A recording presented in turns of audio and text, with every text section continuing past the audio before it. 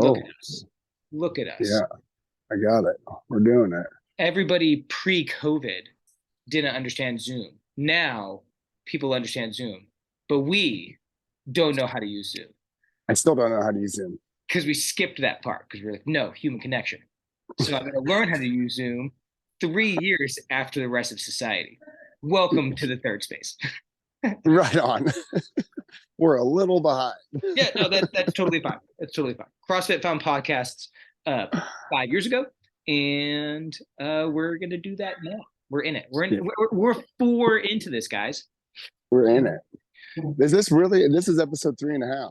This is episode 3.5. Yeah, we will always have that half on our We side. should like release that somehow. Or no, we don't have. We should like re-record it and then Maybe release it somehow. maybe it exists in the back end. I just had to pay for it now, and it exists there somewhere, but I could be wrong. I don't know. No, probably doesn't. Yeah, It's gone. That stuff's gone. Look what we got going on right now. Our wellness class happening right now. I love that loft. Yeah. What do we got? We got my dad. We've got Doris. We got Rick. Oh, and Pete. Pete's new. Pete just joined last week, actually. So he's for loving it. It's been We're awesome. having a not birthday party out there in Mid-State CrossFit as we speak, which may or may not include mimosas. And Oh, so really? yeah, so I just rolled up. I rolled up into my gym, Mid-State CrossFit, about 5 minutes ago. We got everything else Uh-huh. squared away on the Zoom stuff, and everybody's just out there having champagne and orange juice and is celebrating Paige's not birthday. Shout out to Alice in Wonderland. I got it. I got it. Yeah, which is cool. Par for the course here locally. We I like mostly it. exercise a lot so we can eat and drink what we want, and then just are conscientious about that not providing peak fitness. I, I'm not going to complain, is what you're saying, but I don't Yeah. have abs. Oh. Yeah, yeah. Just know, what we will do a lot of core accessory work. Even though I tell them that CrossFit by default is a core movement, such as the deadlift and the kettlebell swing and the power clean and the power snatch and anything where you have to stand up and squeeze your butt. Also includes things like your erectors and your obliques and your adductors and all these other things associated with stuff. But they don't believe me. So Oh, due to man. making them happy, I'll do core work. But what I say is I only promise one ab. You can choose what ab that will be, but all other abs are made in the kitchen.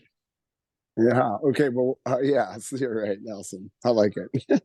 I think it's important that we do education on here, though, every once in a while. Get those.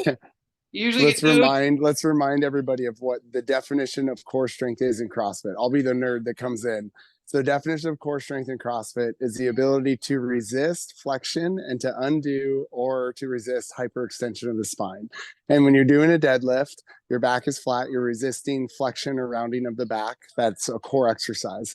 When you're pressing a barbell over your head, you're resisting extension or the ribs sticking out, leaning back, and that's you using the abs to pull yourself forward. So if you think of something like an overhead squat, when you're going down, the bar is going forward, so your spinal erectors are having to work to pull the bar back. Bar's going back too far, so the abs are working to pull it forward. And then you have weights on the other side that could be doing this, and so your obliques are working to keep the hips steady. So the overhead squat is probably one of the best core exercises that you could test to see where you're at. And if you can't do a good overhead squat, then it's like, No, oh Coach man, Pyatt. keep going. No, Coach Pyatt. I must use my hip flexors Mm. and I must Which hinge. are what? Please tell me I'm exactly what those are. I would love to know. those are the these. Those are the these right here. And Those then are, and it's right here. It's right yeah, here. It's this one. And it's like, yeah. I'm not pointing at the junk. I'm adjacent. They are My adjacent. But my favorite part is that people always go, "Oh, my hip flexor hurts," and I'm like, "Oh, which one?" And they're like, "The hip flexor," and I'm like, "There's a lot of hip flexors. Yeah. But and then It's we not must just lie one." flat. We must lie flat, and we must Mhm. hinge, and that is the only way that we can get abs done, right, Coach? Well, no, because it's actually taking you into flexion. So you're rounding your back when you're going into that, which is actually what we're trying to prevent. We're trying to prevent you rounding your back. So there is a little bit of reason to take people into those positions. Like when you go to throw a ball in from out of bounds in a soccer game or something like that, you're going to go into extension. You're going to go into flexion as you do that. But what else does that look like there? Brian, in your gym. PhD sit up, baby. Good old GHD sit up, and also a little when we're hanging from something. What does that look like too? A little Little kipping old shipping pull up, right? motion. Got it. And so we go through that stuff in the gym, and we go outside of those ranges just slightly. But when you think about the stuff that we do to train the abs, like a sit up or something like that, the abdominals are really meant to brace, not really contract. You know, the contracting is part of it. The bracing is the big one. Yeah, there's a uh, that is essentially what the sit up is in all intents and purposes. You are locomotion through the wetting of the pelvis. You know, you've got your femur and your pelvis, they are wetted together to a certain degree. And when you're doing a sit up, it's not that your abs are crunching, it is that they are bracing. And due to the volume of the exercise itself, you know, maybe 30 at a time for sets of 5, the bracing is what happens. But you usually get smoked right there in that anterior hip. You're like, man, oh man, why does it hurt? It's why when you are doing a GHT sit up for efficiency, they tell you to embrace and lock out the knee so that the quadricep becomes part of the equation, so you can create that big forceful output, that power output that we're all looking for. But also, You just mean the hip flexor? yeah, those hip flexors of ours. Also, a really interesting thing about core exercise and CrossFit is I love the vernacular that's used in the L1. I think it's in What is Fitness, and they talk about how CrossFit is a core strength and conditioning program where you're using this as a base level of fitness to go out and just do life, whatever life is. So yes, we are doing a core exercise regiment, which means that we are always sort of bracing the torso in our large muscle groups, but we're also using it as a core portion of our athleticism so that we can then take this CrossFit and apply it to things like soccer. We've got a upcoming soccer CrossFit camp. I'm really excited about Like it. my first opportunity to coach a team, and a young Merced United is a very successful soccer club system here in Merced County, Merced City specifically, and they do really cool things for all sorts of different age groupings in soccer. And one of their coaches is an affiliate member, long time member here, Caesar. He and I are not so different athleticism, so his numbers matter to me. Like, I just want to be slightly better than Caesar all the time, and Caesar always definitely is trying to beat me, and that is totally okay. It's what creates community and camaraderie. But he has come to us and is like, hey, I'd like to do a little strength and conditioning CrossFit, aiming more toward conditioning than maybe strength training. I was like, I'm definitely going to teach these kids the power clean. I'm definitely going to teach these kids the deadlift. But yes, we'll send them on runs instead of on bikes because they're soccer kids, right? They should they should go in sport specific. And I'm really excited about it. We're going to have 8 classes with them, Mondays and Wednesdays, all of July. That's awesome. Hell yeah. Pretty stoked about it. How has your week gone? Man, I'm trying to think for a second, right when you said that, before I just say it's great, you know, because it always is. Oh man, dude, it's been crazy actually, because not crazy, but in a good way. We had on Monday night, I had one of our members text me and go, hey, coming in tomorrow, 5:30 a.m. But is it okay if I do this workout tomorrow instead? And she sent me a picture, and it was a memorial workout for her friend who had passed away. And I was like, oh my gosh, yes, of course, please come in. But we're doing it tomorrow too, you know, like that's what's going down right now, you know. So Tuesday kind of messed up the rest of the week a little bit as far as the programming went. So we've been on a little bit of like, oop, let's change that, oop, let's change that, oop, let's change that. But it's been fun because it actually made me next week go in and change a few things too, which made things better. So you never know what is good and you never know what is bad. Like sometimes you could see something like that pop up and you're like, oh man, it's totally messed up my whole week's worth of programming. But instead it's like, dude, this actually made next week's programming even better. So pretty stoked on that. I think a lot of affiliates in general get stuck on the programming that has been provided and the volume in which maybe they stack in their classes, not allowing them to pull audibles like that. My wife Gabby does all of the programming for Midstate, and usually what happens is she does all the scaffolding. I then look at it and in my mind's eye try to figure out how that fits into an hour class, and then provide coaching cues to the to all of our adjunct instructors, adjunct educators, and um, all of our coaching staff. That's the word. Different world there for a second. I love our coaching staff. You can And call them educators. That's yeah, great. no, that for sure, for Actually, sure. Joey calls me a teacher all the time. She goes, "No, That you're a teacher too." And I go, we "Ah, yeah, you're right. I am." we totally fall into teaching because that is one of the Yeah. six principles of highly effective coach. And it is glorious sometimes that Gabby and I can just like own the programming. A lot of gyms would be like, not Mm, that any of these programs are bad. Hey, we do comp train. yeah. Hey, we do mayhem. Hey, Mm, we do think tank. Whatever it is. All those guys are like sage educators in onto themselves. But mm, if you're so dogmatic on strength and conditioning, strength and metcon, strength metcon accessory work, how much teaching are you actually going to be able to get done? Or are you just facilitating the facility? Are you just like, hey, this is what we're doing, this is what it is, here's a consideration for a warm-up. You have 20 minutes to establish one rep max. Are you really going to establish one rep max in 20 minutes? Like 20 You minutes, I would said, just begin to you start. said, here's a consideration for a warm Right.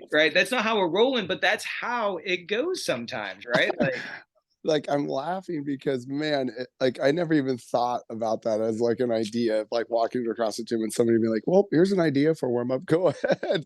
It's like yeah, you just know you take them through a warm up. You know, like that's what you do. That's what it you is do. really, it's a thing that has come up a couple of times now for a couple of new members like that have CrossFit experience, right? Because we're like in that world now where everybody has Coming done from another CrossFit. I've place. done Yeah, CrossFit in the past, but like, have yeah, you though? Did you? yeah. What was your experience like? And Mm-hmm. what is your experience? And they'll be like, wow, I really just like that. Like, I just come in and we just all do it together. I was like, yeah, we're in it together. So they were like probably doing CrossFit at like another type of gym that was really like a little CrossFit corner Yeah. type of thing, and they Who were knows? yeah, Who definitely. knows? I don't pry. I tell people no matter what it is, because I like to have good karma in the world. I say Mm. CrossFit is like a coffee shop. Everybody's selling coffee. Let's say that Wes, you like WeBus coffee. Oh, I Uh, love WeBus coffee. It's the best WeBus coffee in coffee the sounds world. bomb. It's really a local shop. People really care. And then I'm a Oh Dunkin'. my God, I got to partner with Caffeine and Kilos on Yeah, that for yeah. sure. I've We got got to get a I've got WeBus coffee. I love me some Dunkin' Donuts because, like, America runs on coffee, but like Massachusetts actually runs on Dunkin'. And It so, does. It yeah, really does. Oh my yeah, God, you're so right. Every time yeah, I go to Boston or New Hampshire, anywhere, it's like, yeah, there's a lot of Dunkin' Donuts around that yeah, place. And yeah. I never But see them anywhere else. but That's it's so all funny. coffee. It's all coffee, right? Like it Yeah, just you're has a right. Yeah, completely yeah, different feeling. yeah, That's the CrossFit affiliate model. yeah. You can walk in I like that. and That's really good because you can even think like you go to some coffee bars and there's a hipster baristas back there with the crazy hats and the mustaches and the whatever, and then yeah, you no, go to I some want to other give that ones guy and a it's tip. just I want like, to be like, hey, here's your 50-cent coffee, jerk. Oh, get out of here, you know? Like or you get the sweetheart in 7-Eleven because they're kind of a coffee shop. Have you had 7-Eleven coffee? Not bad. I Not do bad. not, I do not discriminate on gas station anything, especially a good old gas station charcuterie board from my brother Josh of the Pacific Northwest. Yeah, you got to meet him. He's in the dad's group, but he's in the bigger group, and he's no, he's in the Pacific side. He's on this one. Is he? Yeah, he's gone on there. Josh of the Northwest. Have you seen him yet? I've seen several people all over. So I'm I know, still. but in the Wee Bus group, in the Pacific one. I see the bearded guy. Yeah, no, that's Donovan. Okay, I gotta Josh get is, his anyways. name straight. But yeah, but he's up there. He goes everyone's like at least once a week. Stops get gas. He gets his hard boiled eggs, his little like prosciutto wrapped cheese sticks. You know what I'm talking about? Yeah, He gets a yeah, little yeah. thing of crackers. He gets a thing of cashews, and he gets like an apple, and he makes a little charcuterie board out of it. And I'm like, dude, that is gas station charcuterie. That's legit. It, these, but this is like you get to put your own flavor on things. You get to, which is, and if you want to do high volume work with low volume coaching, like okay, that's how But you sell your coffee. the point I'm trying to make is that you can go to a crappy gym even and still have a good experience if you pay attention at the good gyms and you learn and you go on CrossFit.com and you do the work, and like it doesn't matter what gym you go to. You can go to 24 Hour Fitness as long as you take the time to go online and just learn through CrossFit. Like you could do, that's how I did it before I started going to gyms and stuff. You're just looking at YouTube and figuring out how to move. In 2016, I took a job in San Jose at National University to become their EMS coordinator. I was running their EMT program. I was doing a bunch of accessory education for paramedic types and firefighters and whatnot, and trying to build up their offerings there. I was doing this whole thing about like mortgaging my present for a brighter future. Some lifestyle changes happened, and well, basically, this is what I did as a lifestyle, guys. I worked at the university as the coordinator. I had 4 or 5 educators underneath me. I was managing all the timesheets, all of the curriculum, assuring the syllabus was being met, making sure that coaching development or student development was happening, assuring that the students were receiving whatever resources they may need, like learning disabilities or like, just being present for the student body, all the things you're supposed to do at the academic level. And I would do that Monday through Thursday. And then I'd go home for a brief period of time. I'd grab my gear and I go do a 48-hour shift on a helicopter in Mariposa. So that is essentially a 300-mile drive from the Bay Area to essentially Yosemite. And I'd be there for 48 hours. I'd be there until Sunday morning. I'd come home whenever shift ended. If we got a late call, that is what it is. I'd go home, do all my laundry, shove it back into my suitcase, put it in the back of good old 2010 Chevy Malibu, and I would repeat that cycle. I had a small child at home, my first child, and we were mortgaging our present for a brighter future because they were paying for my education, essentially. I was able to go to school for free at National University so that I could then go do things like the time be a nurse or, go be a teacher somewhere, just get some education, have some paper. Yeah. And some life things happened. My father passed away, and I knew in that moment that I was out. I was done mortgaging the present for a brighter future. I wanted to always just be present in that moment. I wanted to experience my family, and so. But all of that being said, is one of my favorite things I would do is like 2016, 2015 is, or maybe it was a little bit sooner than that, 2017, 2018, is I'd go into what is the big Globo gym in the Bay Area? City Fitness, I think it is, or something like that. Bay Club. It's something like that. And I would go and I'd have my double under jump rope, and I'd have these weird like iron plates because they don't have crash pads. I'd be doing like I wouldn't do thrusters because I just didn't feel it. But I do push presses or I do front squats, and it had that weird rack that has the triangle. Like it's not the Smith machine, it's the other ones, the white ones. I know what you're talking about. And I do like double unders over there, and I just be in the corner, just being a straight lunatic, listening to whatever music they had on. Me too. Yep, me too. Then there's a geometry, there's a trigonometry to the how do you look at people through mirrors? We're like, I'm not staring at you being a complete lunatic CrossFitter, but like I am, like angles. One of my favorite workouts. If you're ever in a pinch and you go to one of those gyms that has a pool, 4 rounds, 50 meters. So it's a there and back, or I guess it would be yards. I don't know how pools work in clubs. Some are meters and some are yards. Just depends. Yes. Yep. So you go a there and back, you get out of the pool, you hit 25 push-ups. Okay. But there and back, so you have to muscle up out of the pool, right? Make it look good. Make it look good. And then you might have to throw a leg. And then you do 50 air squats. Okay. You do that for what turns into like 8 laps there and back. Nice. Those, you want to see a bunch of, it's San Jose. So just imagine a bunch of like really kind, elderly Asian women in one lane, sharing a lane, and me just like hauling ass in the pool.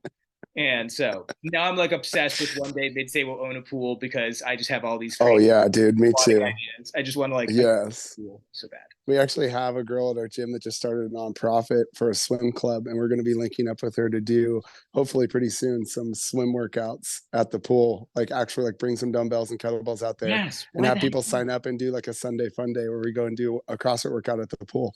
We're super pumped. Yeah. I bet it'll be a huge success. Huge success. Oh, it's going to be awesome. It's going to be so cool. I can't wait.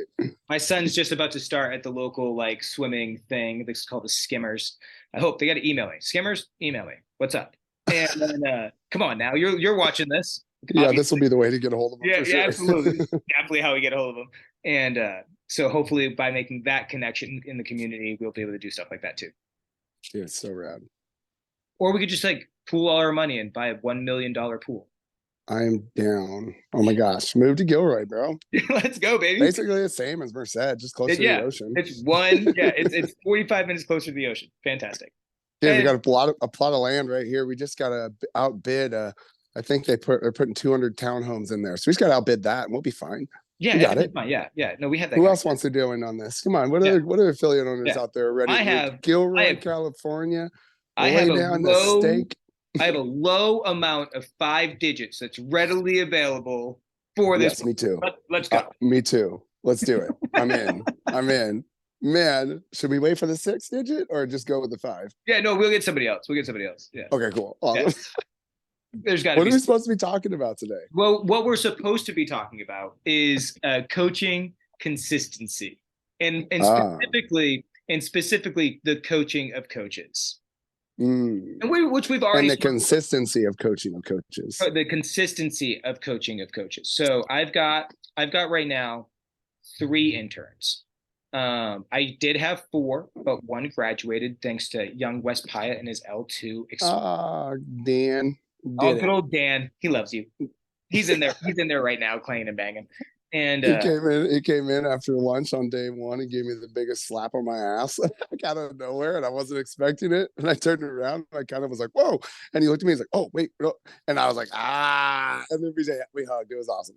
that But it was that like one of those moments where he was like, "Oh shoot, I don't know if I should have done that." And I was like, kind of like, "I don't know if you should have done that too."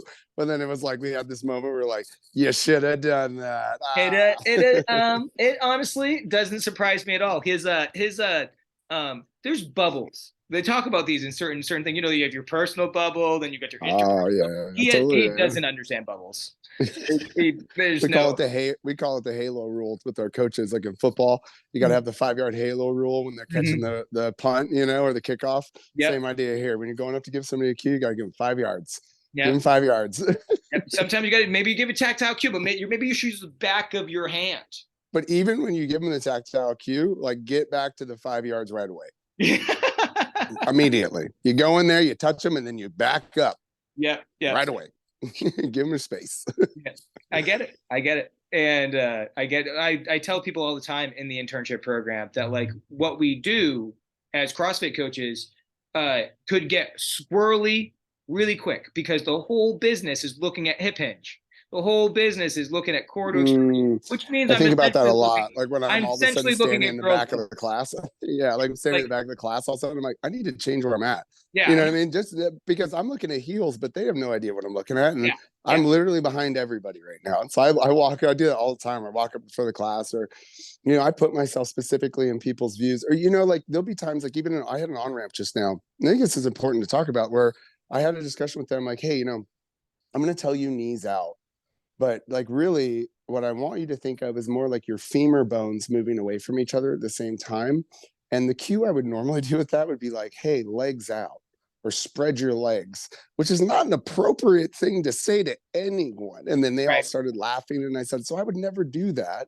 I'm going to tell you to push your knees out. But what I want you to really think about is like separating your femurs like this. And we talk about it more and we give them, and then they right there immediately, I'm going, look, I'm not a creep. I'm not going to be here to look at whatever, and I'm like, and throughout the entire on-ramp, I'm actually doing a lot of stuff to put myself into positions where I'm specifically not behind them, specifically not out of their eye view, where they can see my eyes, I can see their eyes. They know exactly any moment where they want to look over at me, they can look at my eyes and see exactly what I'm looking at.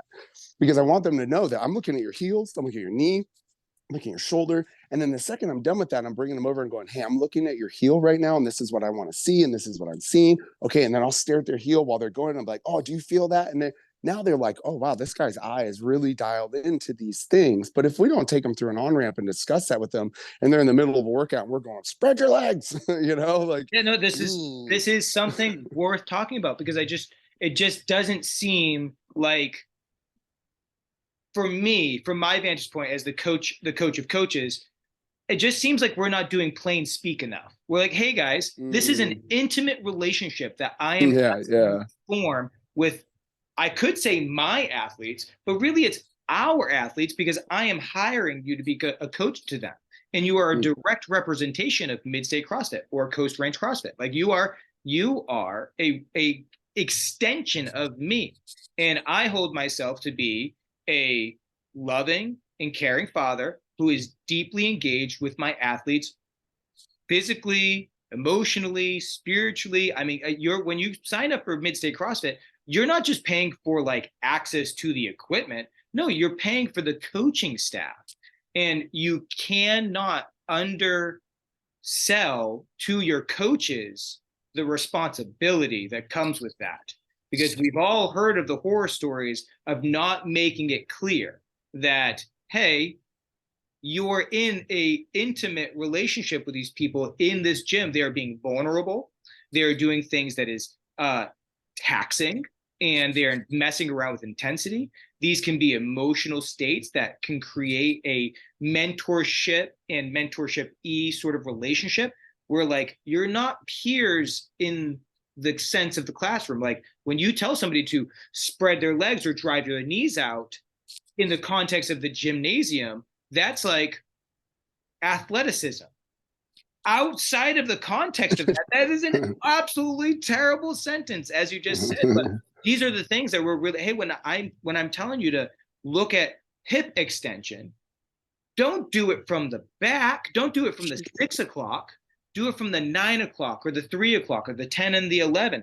Maybe come to the 12 and do a little lap because you got to get side, got to get to the side. But you want to see that that if you're going to be the coach, you better be coaching, not like I think that's more it. It's like it's more leaning to the important that side, staring. Staring's not the trick, man. well, I think it's more important to just like when you walk by somebody to acknowledge them. So you walk up to them, you stare at them, acknowledge what you were staring at, whether good or bad. Don't walk up and stare at somebody and then walk away and not say anything, because number one, that's not helping that person at all, whether they know they were doing the right thing or they were doing the wrong thing. And if they think you're a creep, well, now they're really going to think you're a creep. Yeah. You didn't say anything, you just came up and creeped on them and left. Instead, what you should do is walk up and go, great hip extension, do that again.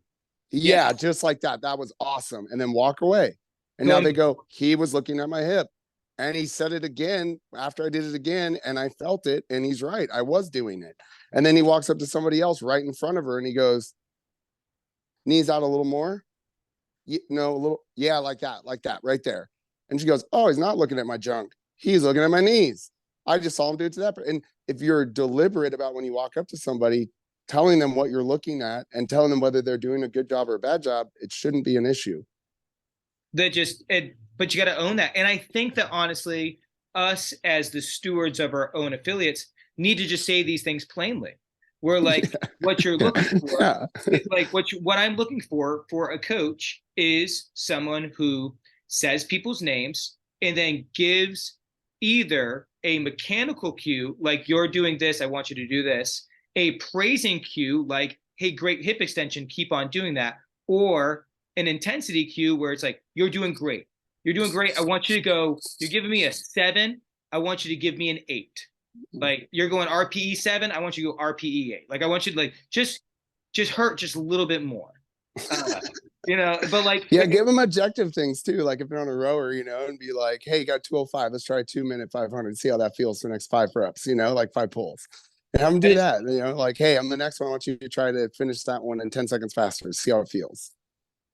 Well, because all the results is pushing up on the bubble that is our perceived experience, our psychological and physical tolerances of intensity.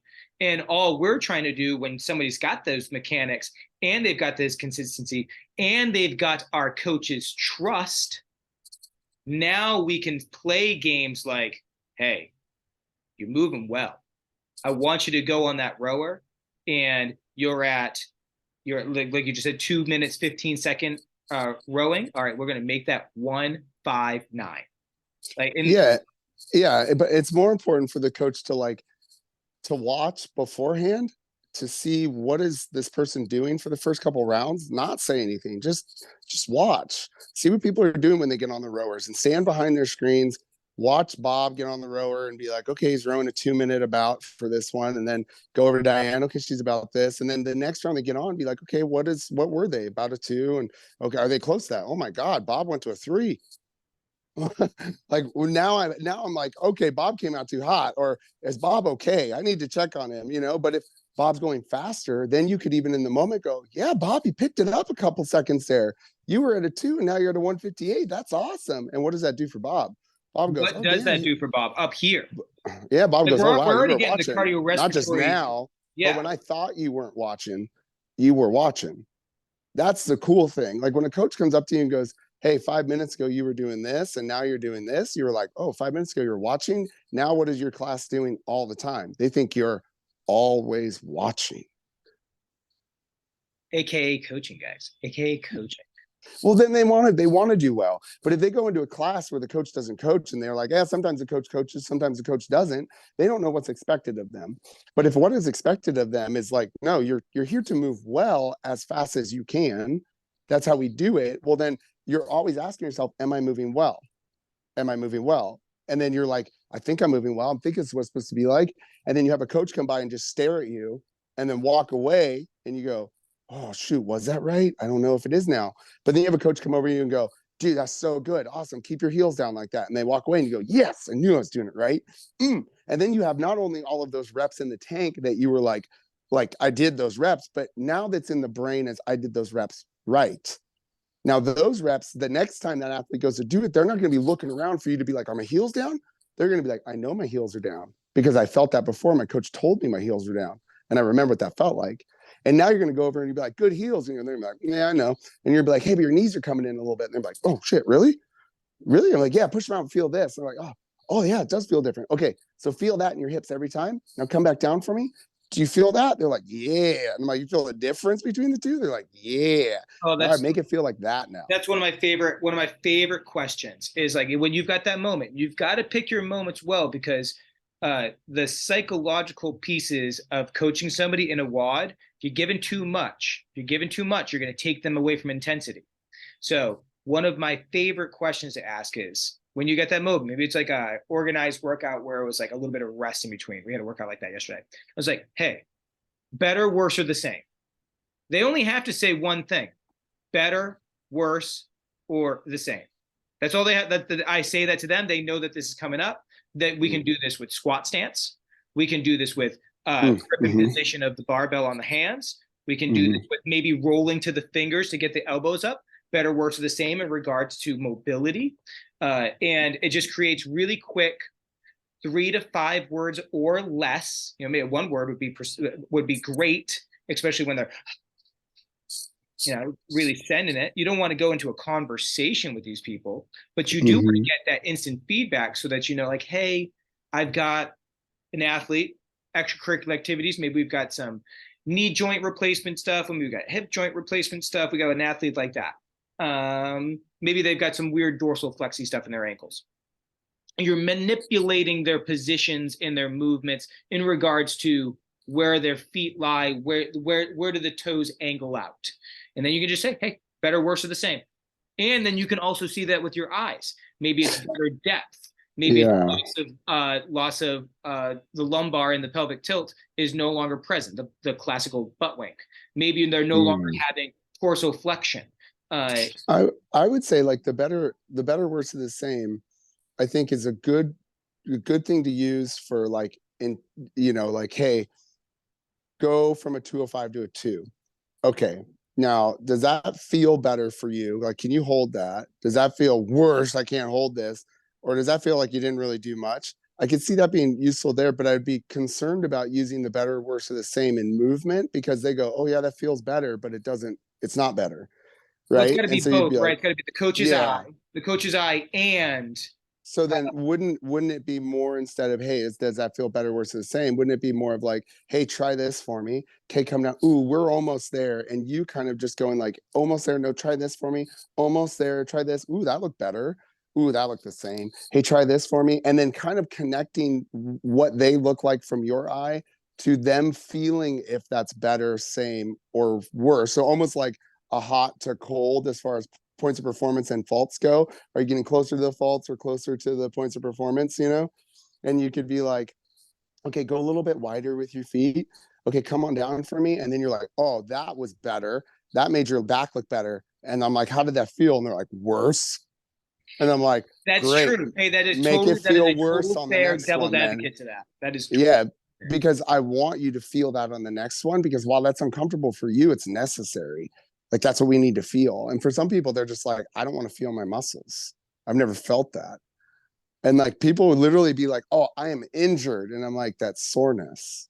You use your muscles. And I'm like, oh, I've never felt that before. I've never worked out before. You know, it's like, so I don't, yeah, just to play devil's advocate with that. No, you're totally dead on. You're totally dead on you can look better and it feel worse, and then it goes right back into building trust between the athlete and the coach.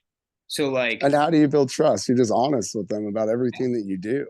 well, you can't be a good guy. You can't be like just wanting to be liked, right? So that's why it becomes very much Yeah, no, honest. Just be it, honest. Honesty you're is going to be is the is mentor great. coach and they're going to Doesn't be the mean, yeah, athlete. When yeah, class ends, like I hope that we can be peers and we can be friends, but when I'm in this realm, or if you're coming to me, maybe not even in class, what I'm man. saying is I'm trying to be there for you. And What a sometimes great, ah, yeah. Keep sometimes going. that's going to Sorry. hurt. Sometimes I'm not trying to hurt your feelings. I'm like, no, like getting into a proper rack position is going to hurt for like 10 to 12 weeks. Like it's just going to keep like, it's It's like, going to be uncomfortable. Is I yeah. think like it's like the verbiage that we use too, like saying like hey that like I just talked actually with my wellness class with one of the members, Doris. She was just out there. I was talking with her about this. She just had a knee replacement surgery a couple months ago, and she's been really struggling to get back into it, and everything hurts and everything's really hard and she's in pain all the time. And so we had a discussion in the class with everybody about the difference between discomfort and pain and why we need to be able to define both. This because discomfort for a lot of times is rehabilitation. Like we have to go through discomfort in order to get better. We have to break up scar tissue. We have to engage muscles that haven't been engaged, which might make sciatic stuff feel kind of crappy for a little bit, but it's through that discomfort that we get better, right? And if you feel a little, grinding in the joints and stuff like that, and you feel a little bit of this discomfort, I kind of want you to go into that a little bit. But if you feel pain, and she was like, yeah, like pain. And I was like, okay, well, let's talk about what pain is. And I said, pain is this. That's pain. So when you go to take a step and you go, and you feel this sharp, stabbing, burning, electrical type of thing happen, we don't F with that. But when we have oof, gosh, okay, give me another rep. Let me see that again. Are you sure? Yeah, I'm sure. Okay. A little less discomfort on that one, but still feels crappy to them, but you saw less. Okay, let's try one more, but let's try it this way. Come down. Yeah, the knee's still tracking the toe, still looks good. You're doing this. That's great. I know this is good for the knee because the knee's tracking the toe. And check this out. If I put a PVC pipe next to your foot, you see this angle? Now go back into that position of discomfort and I put a PVC pipe on your femur. You see how they have the perfect angle with each other? Now this knee's being supported and this hurts because you got a lot of scar tissue we got to break up here. So let's do 5 more reps there and see if it gets better as we go. By the 5th rep, it was all lubed up. She's feeling amazing. That scar tissue's broken up and she's like, okay. And she's still not, sure, but it's through me being confident and knowing my points of performance and knowing that knee is going to be safe in that position. Like I know it. I'm not worried about it at all. And she's holding on to an upright with her upper body too. And she's doing it, or she's good. We're good. And it's in that confidence when I go up to somebody and I go, hey, that discomfort is good because let me show you why. Let me teach you why this is good in a way that you'll understand. Here you go. Bam. And now we have buy-in. And then we get them to go, yeah, you're right. That was discomfort. Let's push into that a little bit more and let's rehab and let's make this good. And then they go one day and you go, oh, and they go, oh, and you go, we don't mess with that. And they go, yeah, that was different. Now you have, yeah, go ahead. How are you, is you get your coaching staff, and I feel confident in exploring with athletes more than one at a time, these sort of like movement is medicine sort of work throughs versus Hmm. where like intensity is down but range of motion is up, Hmm. and or like the working toward range of motion is up, and uh, you've got your coaching staff that maybe isn't there yet. Maybe their profession is they're a lawyer who has a deep Yeah. passion Yeah. for CrossFit coaching. Yeah. How often are you talking about what is the difference between pain and rehabilitory range of motion discomfort? Yeah. Yeah. That's just it. What I just told you. If you see an athlete go like this, then we don't do anything. If you see an athlete going like this, and then you go up to them and you know what's going on and you feel comfortable with it, then yeah, give them that discussion and push them into it. But also know your pay grade. So if you're a level one, you just got your, you're level one, you're brand new, you don't know anything about this. You've been in a lawyer's desk your whole life and you have no idea that the knee is a hinge joint or it has articular rotation or any of that stuff. Well, then don't say you do, and don't say push into discomfort. Instead, you go, I don't know if you should push into that discomfort, actually. You know what? I'm going to ask Brian about that. But for now, let's do this. It actually makes you feel good. Once we figure that out, though, then we'll move from there. That athlete now is going like, this coach isn't going to tell me anything that they don't know, which is good. So I can trust them. They're humble, which is awesome. That makes people like everybody. And they're going to go get the answer for me, too, which is even better. So Oh, it's like, it doesn't.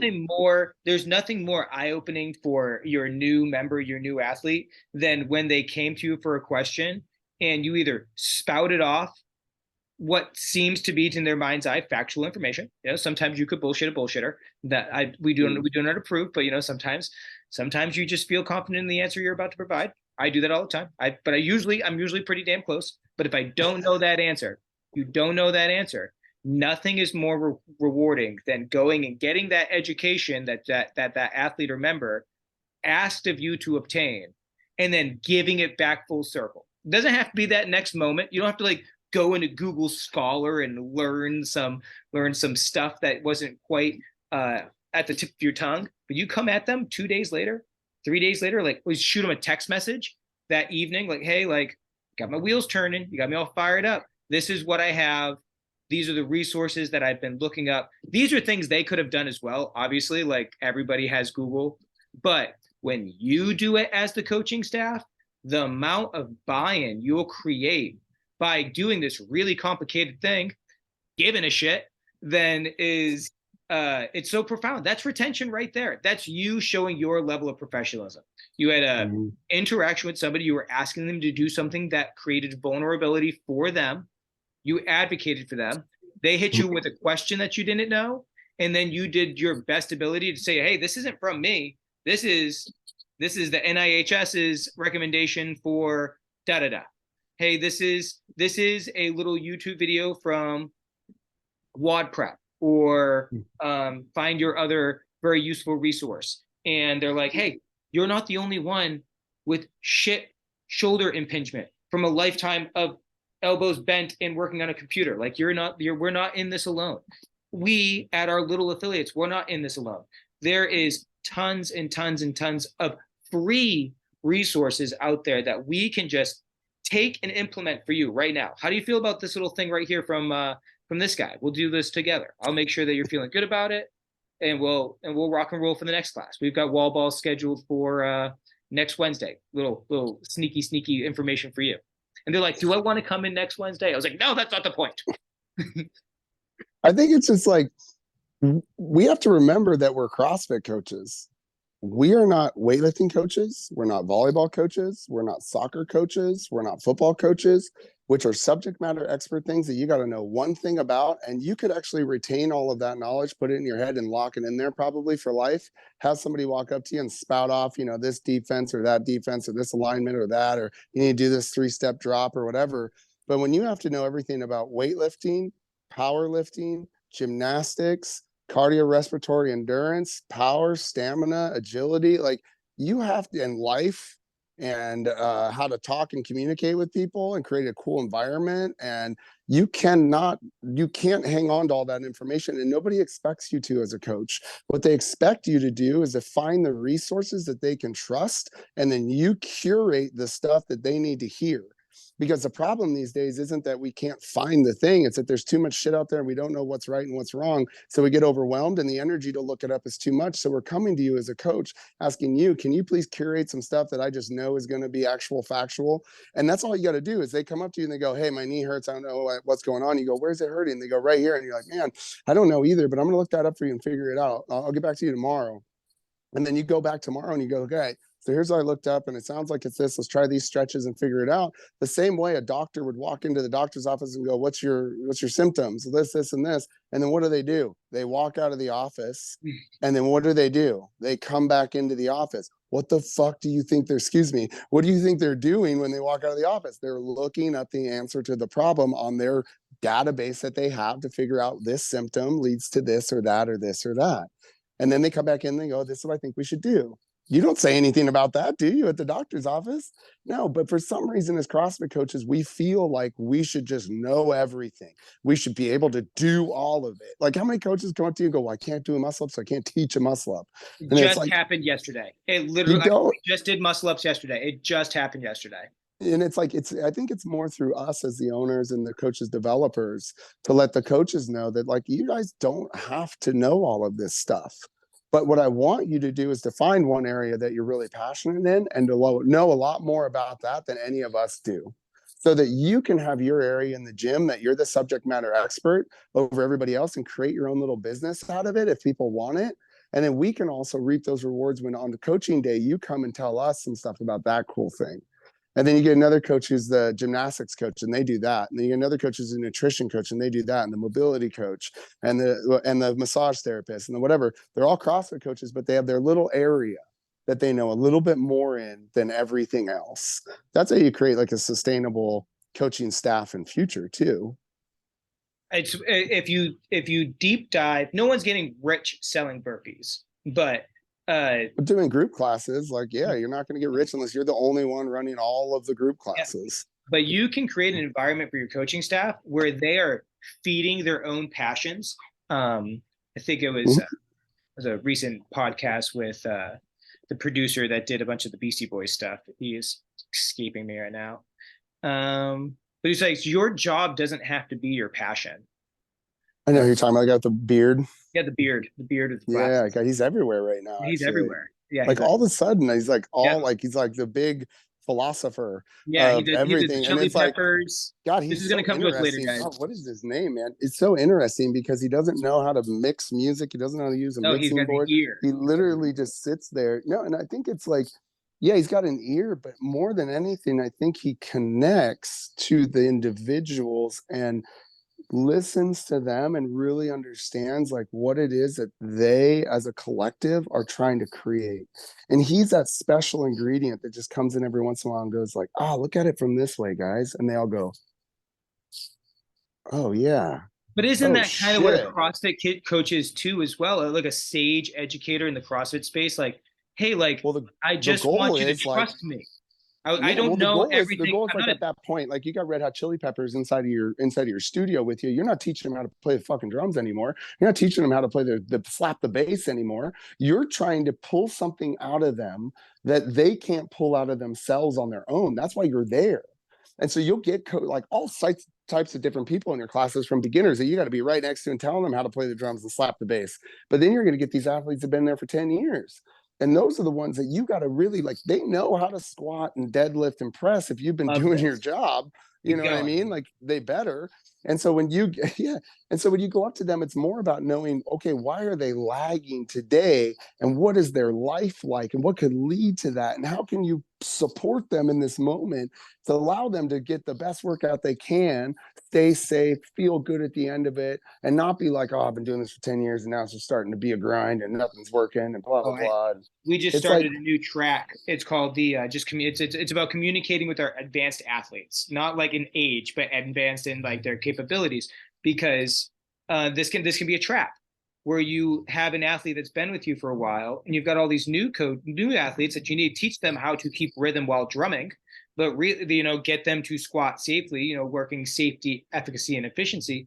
But those other athletes, there's so much meat on the bone to get with them as the advanced athlete. They've got toes to bar, they've got the pull up, but like, You just need to hit them with speckles of coaching opportunities because That's the they best still thing want about it. them. They still That, want it. You still want to yeah, provide it, and that's the fun stuff.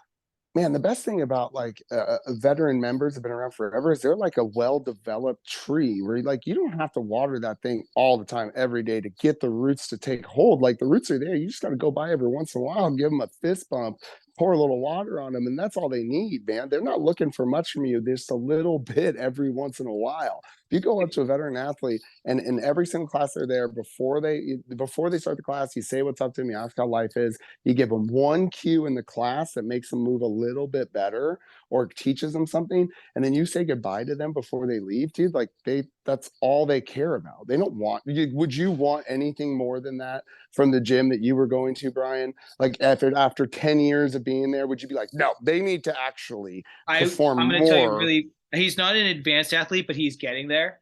And he's also one of my best friends in the whole wide world.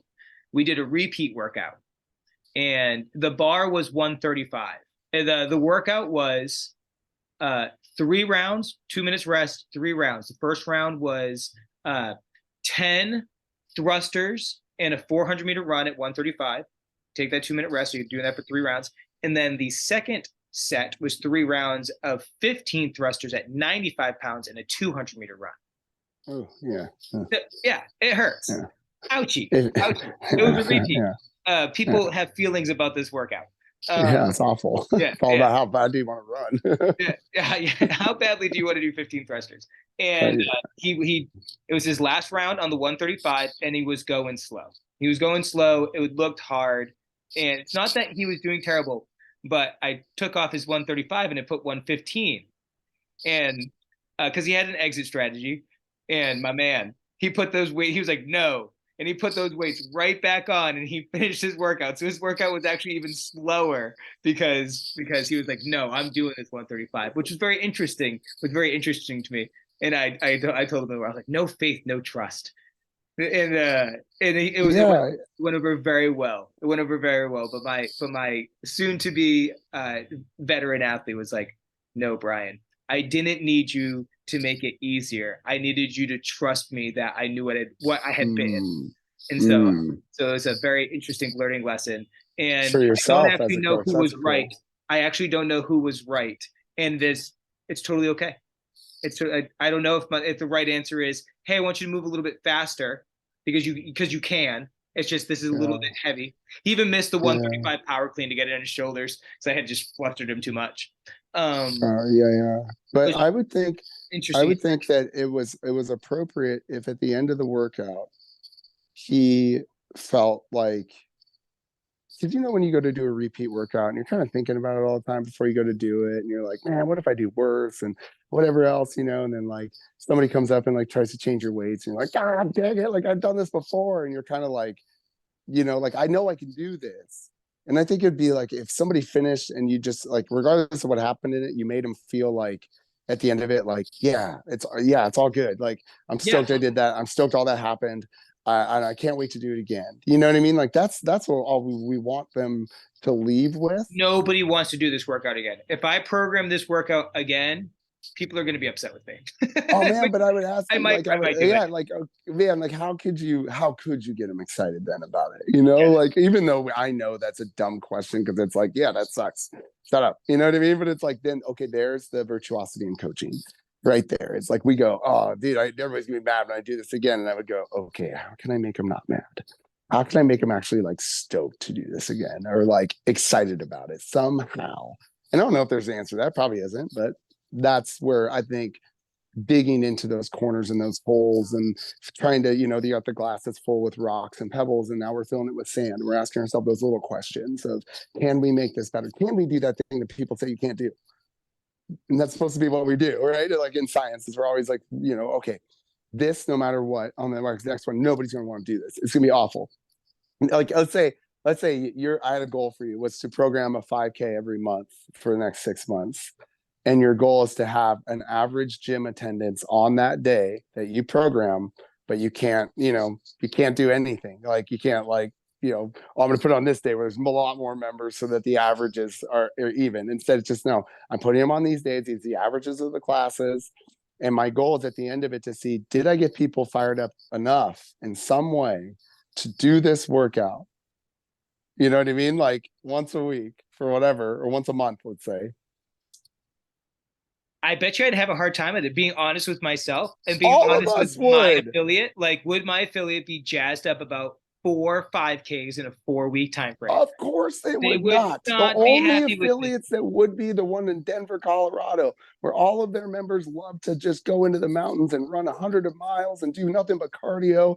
And anytime there's a 1 rep max programmed in Denver, Colorado, nobody shows up. But if there's a 5K, the whole town shows up in Denver, Colorado. But in our area, in our neck of the woods, and in your neck of the woods, if we program 1 rep max, old Jim's showing up. We program some weightlifting, everybody's showing up. Program a good, power clean, run, wall ball, burpee, 20-minute sweat fast. People are showing up. But if you program a 5K, people aren't showing up. And it's like, it doesn't matter that they aren't showing up. It's putting yourself through the journey as a coach to see if you can get these people that are so the opposite to see the benefit in this. That's teaching. That's passing along wisdom in some way. That's getting people to adopt something that they don't want to adopt. And if you can do that, you're changing lives. You're changing people's lives by them getting fired up to come and do a 5K when 5 years ago they would have flipped you off and walked out the door. I had a guy literally, he didn't flip me off, but he walked in, he saw it was a 5K, and he goes, I'm going on a hike. And he walked out the door. And you know what ended up happening with that athlete? He quit 2 weeks later. It wasn't the 5K that made him quit. He didn't want to do this shit anyways. You know what I mean? Like he was already out the door. But us as coaches hear that one person say that, or the 2 people, or the 3 people, and we go, nobody wants to do this. And then we go, I'm never going to program it. When in that, we tell our athletes, I hate snatches. What should you do? Snatch. And do it a lot. So if we have a hard time getting somebody or gym people to show up on a day, right in there lies our challenge, coaches. How can we make that an exciting thing for them to understand that this is appropriate for them and important? I think also getting with your coach, if you want to do this, there's this 5K hypothetical experiment we're running. If you, as the affiliate manager, the head coach, the owner, if you are engaging with your coaching staff to like, hey, we're bought in on this experiment. And the experiment is monostructural, 3.5 miles, honestly, guys, is not actually that far. It's actually we're doing a challenge right now at the gym where you run a 5Ks, mile every day. Yeah, no big deal. All the time. But CrossFitters just have feelings about locomotion. And if you as a group got together and you're together motivated about these 5Ks and you're transparent with your athletes, like we are focusing on cardiovascular endurance, aka running, just for a little while, guys. This is going to pay dividends all year long. But for right now, we got to get some volume underneath our feet. We're still doing CrossFit. Don't get me wrong. We're only doing this once a week. Runners do this every day. So let's have at it. So a little bit of transparency in your programming as well about what your goals are for your tribe.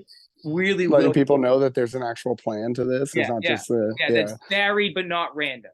You can have, and here's our goal for you. Like we hope that you end up getting this out of it.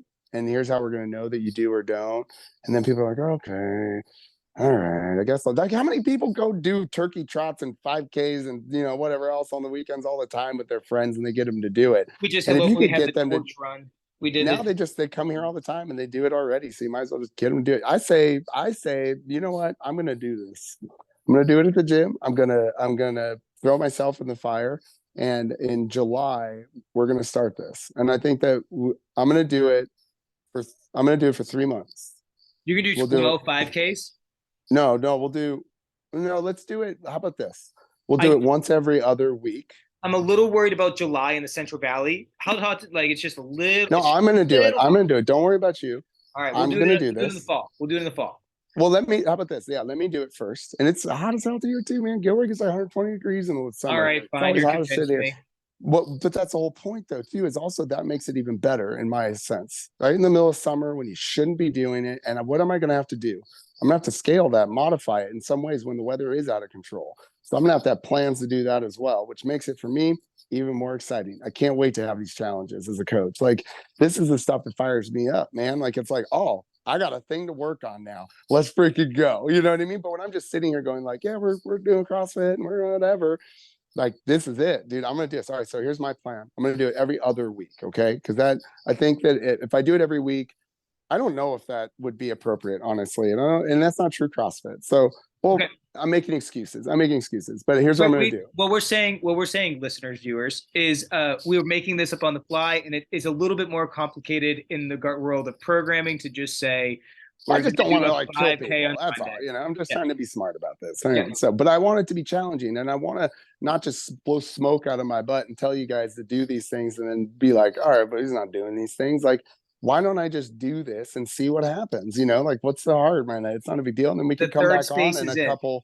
We can come back on in a couple of weeks and be like, hey, here's what happened. You know, and you guys can reap the rewards of it. So I'm gonna go every other week for July and August.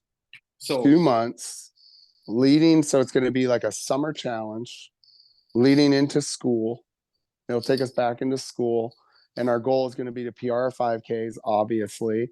But then, you know what actually would be really cool? What if our goal is not to PR 5Ks? What if our goal is to PR 1 rep max deadlift? we're going to have to talk this offline. Two things before we get there. Three. If you're in it on the 5K step with us, your goals going forward are to work on your 5K run, knowing that you've got to pull a heavy barbell from the floor. Just know that that's coming if you're listening. And I know, Yeah, of course. yeah, Yes, obviously. You're setting up your mind right now to think about how can you do two. This is something I'm actually working on right now. I have a personal goal I've been working on for over a year and a half now to run, and when I'm 40, to run 100 miles in under 24 hours, and in the same year make it be able to qualify for the CrossFit Games. as a age qualifier. Yeah, I that's think my goal. 40 years old is to be able to do that, and I love the challenge. Oh, and they have to be done within 6 months of each other. these are not my goals, my friends. These are not my And I goals. love the challenge because they're complete opposites. Not complete opposites, but pretty opposite. We're having the endurance to be able to run 100 miles in under 24 hours could put you in a when probably would put you in a spot where you don't have enough strength necessary to get to a level of the games, to be able to snatch 255, 275 and clean 335, you know, which is probably what you're going to have to do at age 40. You know what I mean? At that point when Rich is there, because that's what he's going to be doing, right? So I love it, not because I'm loving the idea of making the games and running 100 miles in 24 hours. Yeah, I don't give a shit if either of those two things happen, to be honest with you. What I love is the idea of this journey I'm going on, actually. So I've already completed one phase of it, where the ultimate goal of it was actually to take myself as a programmer through an Olympic training plan of 4 years. So to program out a 4-year training plan, but not only just one thing, which would be the running 100 miles under 24 hours, but two things, and then to make them two things that are really hard for each other. So I just finished a phase of it, which was all long endurance type of, you know, creating volume, doing only accessory style of strength training, no big barbell movements and stuff like that, in order to keep my central nervous system under control, and to really see, like, if I did it the old school way of like putting on the miles, what would happen. I felt like garbage. Everything hurt. I looked like garbage. I was like super skinny and stuff. You I did skinny up couldn't. there. I didn't say anything. I just figured you had a plan. Clearly, you Oh had a no, plan. man. Yeah, I looked at some pictures recently. It's like when I had long hair and stuff, and I was like so skinny because I was running up to like, I think my goal was to accumulate up to a 25 to 30 miles a week. And I was trying to think, in a month, it was like to accumulate some god awful distance. I can't even remember off the top of my head You're a now. monster, Wes. But it didn't work very well. And so now I'm on the second phase of it, which is to do the stuff that Brian McKenzie started doing at the beginning, which was like to take all of your, instead of it being volume, turn it into sprint intervals and make it higher intensity with bigger rest periods between and stuff. And then just doing the CrossFit workout of the day as my strength training. So I use the class WOD as my strength training every day, regardless of if it's strength training or if it's Cindy. It's still my strength training, and then I do sprint intervals on the C2 bike, the rower, the assault runner, like any other piece of machine I can find, and I vary it as much as possible. I'm feeling amazing, but my times are not as good on my long runs, so we'll see how it goes. All So right. my times, I start to bonk like right around 4 or 5 miles now. Like I have a hard time pushing past that, but we'll see how it goes. There was a lot to this podcast today, and we hope that you kept up with our ADD. We are still brought to you by WeBus, and they don't know it, but Amtrak. And Amtrak. Oh there my were God. so You know who else we gotta give some love to? We're not sponsored by anyway, you guys. yeah, yeah, no, Anybody. this is all We have made up. no money. Caffeine and All this Kilos. stuff is us. Yeah, Anybody none of that this we stuff. want to like be with us, we just mention Bro, them. Like Caffeine and Kilos, we got to get together on some coffee maybe.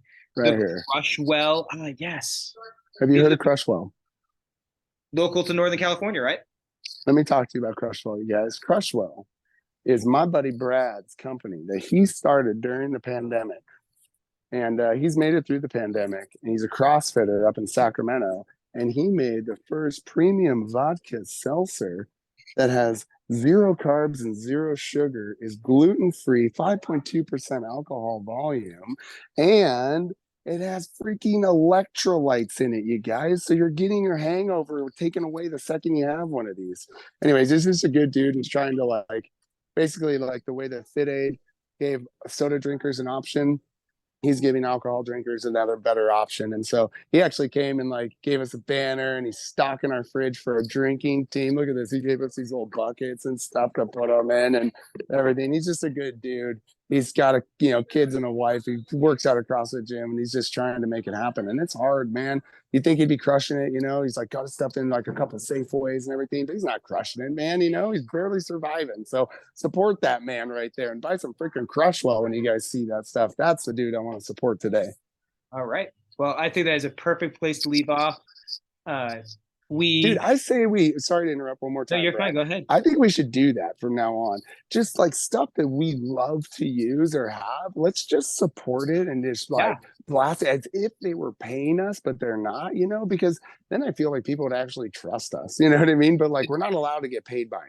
Like, we're like, they can't pay us, like we can't give us any money because then it's not us being authentic. And I want this thing to really be like that people, when they watch it, they go like, no, dude, like those guys are really like, you can trust them. I'm not going to edit any of this. So like I just drop it into the world. And so they'll see like, hey, we Yeah, should just do this. And like, I'm down with that. I hope cool. that what people are getting after 3.5 episodes is that Wes and I love CrossFit. We love people. We love sharing our experiences with one another. And we just really appreciate the opportunity for anybody to listen to essentially just our eccentricities. And Yeah, if you have a long drive and you listen to this thing, good on you. yeah, because we talk a little bit prior to it coming up. We generally know what we're talking about. We wanted to talk about coaching coaches, and like that sort of happened.